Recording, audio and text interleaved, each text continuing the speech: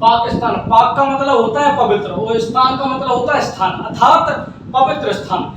लेकिन पाकिस्तान में कोई भी ऐसा स्थान नहीं है, कोई भी ऐसा व्यक्ति नहीं है जो कि जिसके इरादे पाक हों, यानी कि साफ हो। इनके हमेशा इरादे नापाक रहते हैं। अभी हाल ही में देखा है पहलगाम में क्या किया, तो इसका जवाब दिया ऑपरेशन सिंदूर के रूप में हमारे हिंदुस्तानी भाइयों ने और फौजियों ने, हमारी सरकार ने।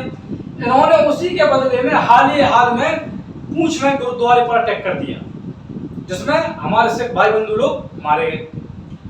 तो इनको अगर मुंह तोड़ जवाब देना है तो इनके लिए बहुत ही एक उपयोगी टेक्निक है। 3 तरीके से इनको मुंह तोड़ जवाब दिया जा सकता है, जिससे कि हमेशा के लिए नष्ट और नाबूद हो जाए।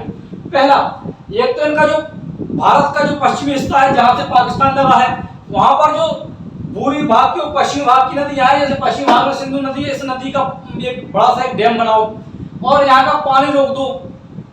अपने आप प्यास से मर जाएंगे, सिंचाई व्यवस्था से मर जाएंगे, बिजली इनकी ठप हो जाएगी।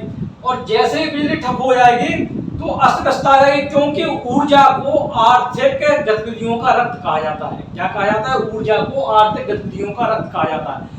कोई भी गतिविधि बिना ऊर्जा के हो ही नहीं सकती। दूसरा, इनको इनकी भाषा में ही समझाओ, जैसा कि अभी समझाया है। बच्चे कुछ जो इनके स्थान है उनको और नष्ट नाबूद कर दो और इस आतंकवाद के मुद्दे को विश्व स्तर पर उजागर करो और विश्व के जो अन्य देश हैं जो आतंकवाद के खिलाफ है उनका साथ ले भारत।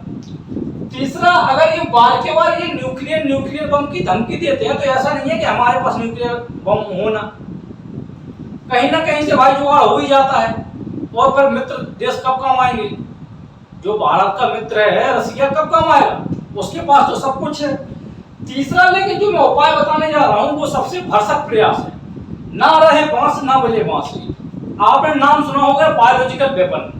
इस वेपन में जब प्रहार किया जाता है तो कोई आवाज तो आती नहीं, बल्कि धीमी गति से, यानी कि गति क्या, आवाज ही नहीं आती, पता नहीं चलता कब क्या हो गया है, क्योंकि इसमें बैक्टीरिया वायरस इस्तेमाल किए जाते हैं, जैसे कि एंथ्रेक्स बैक्टीरिया इस्तेमाल किया जाता है।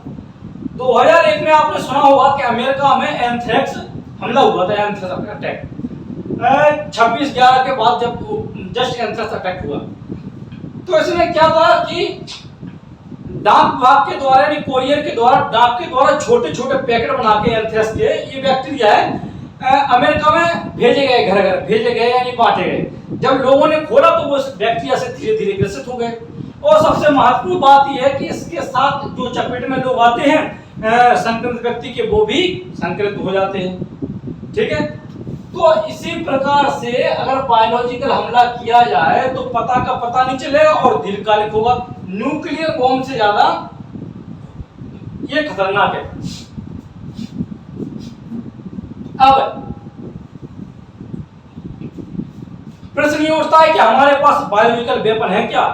नहीं है, क्योंकि भारत 180 देशों के सहित BWC पर एग्रीमेंट कर चुका है, यानी कि बायोलॉजिकल वेपन कन्वेंशन पर एग्रीमेंट कर चुका है कि वो है युद्ध के पर्पज से बायोलॉजिकल वेपन नहीं बनाएगा, लेकिन रिसर्च एंड डेवलपमेंट के लिए तो बनाएगा। लेकिन सबसे बड़ी खासियत ये है कि बायोलॉजिकल वेपन को छुपाना आसान होता है। तो कहीं ना कहीं किसी ना किसी कोने में तो पड़ा होगा और नहीं पड़ा होगा भारत सरकार के पास, तो मित्र कब काम आएगा? रसिया तो इसमें नंबर 1 है, बायोलॉजिकल वेपन में बनाने में रसिया नंबर 1 है। उसके बाद यूएसए का स्थान आता है, उसके बाद चाइना का आता है, उसके बाद उत्तर कोरिया का आता है।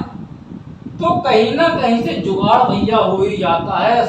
के तीनों चारों तरफ से मारो, हवा से भी मारो, पानी से भी मारो और जमीन से भी मारो, तब जाके इसकी अकल लगेगी।